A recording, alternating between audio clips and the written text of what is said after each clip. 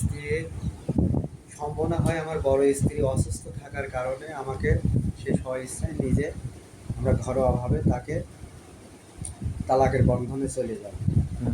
চলে যাওয়ার পরবর্তীতে 1 বছর পরে আমার এক প্রতিবেশী এক ভাই আমাকে আমার দ্বিতীয় স্ত্রীর সাথে সাক্ষাৎ করায় দেয়। সাক্ষাৎ করায় দেওয়ার পরে যে দ্বিতীয় স্ত্রী কি নসিমনতলা ওই বাড়িতেই থাকতো? ওর মার কাছেই? ওর মার কাছেই থাকতো। ও কি স্বামী পরিত্যক্তা ছিল? হ্যাঁ, স্বামী পরিত্যক্তা ছিল। তার একটা ছেলে ছিল? একটা ছেলে ছিল, আমি আচ্ছা। জানতে পারি। তারপর করে আমি তার সাথে আমার এক ধরনের আমার মেলামেশা হয়ে যায়। আচ্ছা, আমি বিয়ের আগেই? হ্যাঁ, বিয়ের আগে। আচ্ছা। এবং আমি দুর্বল হয়ে যায় তার কাছে। দুর্বল হওয়ার যাওয়ার কারণে সে আমাকে যে কোনো কারণবশত আমাকে বিয়ে করে ফেলায়। বিয়ে করে? তুমিও করো? আমিও বিয়েটা করি। তোমাদের কাবিন ছিল? হ্যাঁ, আমাদের কাবিন আছে, কাগজপত্র আছে। কাবিন কত ছিল? কাবিন ছিল 1,10,001 টাকা।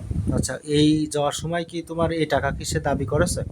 না না না, সে 50,000 টাকা তুমি তার কাছে দিছো বাড়ি করার জন্য, সেই টাকা সে কাবিনের টাকা মনে করে নিয়ে চলে গেছে? হয়তো হতে পারে। আর ঘরের সংসারের জিনিসপাতি, সংসারের জিনিসপাতিও নেছে? হ্যাঁ, এটা টোটালে 1,20,30,000 টাকা জিনিস তার কাছে আছে, নগদ টাকা এবং মাল সামানা সহ? হ্যাঁ, ইন টোটালে দিয়ে। বুঝতে পারছি। এর মাঝে হঠাৎ করে তার সাথে আমি বিবাহ তৈরি হয়ে যায়। পরবর্তী দেখা যায় তার এর আগেও 2 জায়গায় 2টো স্বামী আছে, আমি তার 3 নম্বর স্বামী। সেই স্বামীগুলাকে কি রানিং রাখি তোমাকে বিয়ে করে? তাকে সবাইকে ডিভোর্স দিয়ে তোমাকে বিয়ে করে। আমি এখন নাথিং মনে করি, বিয়ে যখন হয়ে গেছে মানুষ মানতেই ভুল। তারপরে এভাবে তার ছেলে ছিল একটা, সেই ছেলেরা আমি 1 বছর লালন পালন করি এবং গোপনে সে আরেক জায়গায় বেশি দেয়, আমাকে না জানায়। এই জন্য তার সাথে আমার খুবই অশান্তি এবং মারধর করি। বুঝতে পারছি। মারধর করার পরে তার মা এবং তার খালারা মিলে তারা জোরপূর্বকভাবে তার জায়গায় আমাকে নিয়ে যায়। তারা হচ্ছে মিথ্যা অজুহাত আমাকে নগদ টাকা পয়সা সহ কিছু তোমাদের ভিডিও খুব একটা জমি দেয় ঘর তোলার জন্য আমার খালা শাহরে। এটা কোন জায়গায়? কুমারগাড়াতে? নসিমনতলায়? হ্যাঁ, সেখানে আমি দীর্ঘদিন বসবাস করি এবং এর ভিতরে আমার 2টো ছেলে সন্তান আল্লাহ দেয়। আচ্ছা, তোমাদের দাম্পত্য জীবন কত বছর? 10 বছর। 10 বছর আগে তুমি বিয়ে করো? হ্যাঁ, 10 বছর 11 বছর প্রায় রানিং চলছে।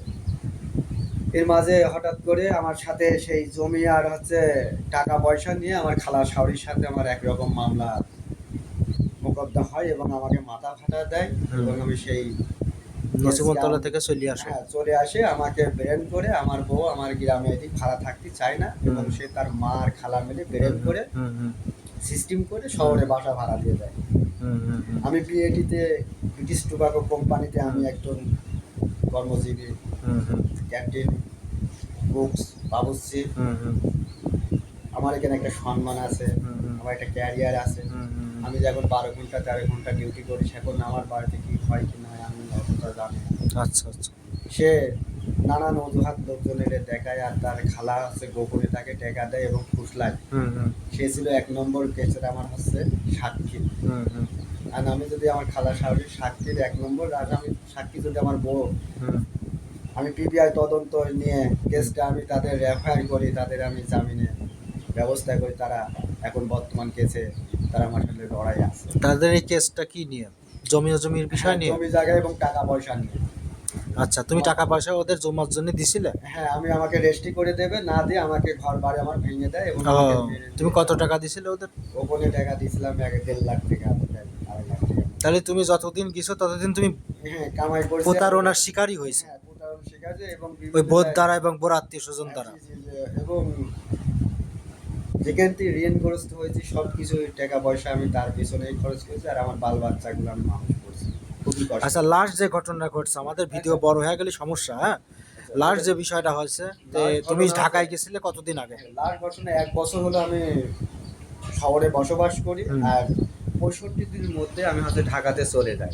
আচ্ছা, তার সাথে এক কথা আছে, শহরে না থাকার মতো মিলেমিশে হয়, এখানে থাকা যাবে না। আর আমি বলি ওপরে থাকতে হবে, বিভিন্ন অজুহাতে আমাকে নেশা কর বলে নানান খয়রাতি দেখায়। কারণ সে আমাকে বলে যে তুই আমার সাথে কথা বলতে হলে আমার সাথে মাতাল এবং নেশা হ্যাঁ করে আসবি, খালি তোর এই যে আমি যে খারাপ কামগুলা করবো তুই মাথা নিচ করিস দেখবি আর শুনবি, এই দেশে এই শহরে বাস করতে হলে ডিজিটাল ভাবে চলতে হবে, এই বলে এই বলে আমাকে হুমকি দেয় এবং ধমকি দেয়, এবং তাকে বলে যে আমাকে এই কথা বলে দুই এক কথা থাপ করে আমি তাকে দুই আবার গায়ে হাত দিই।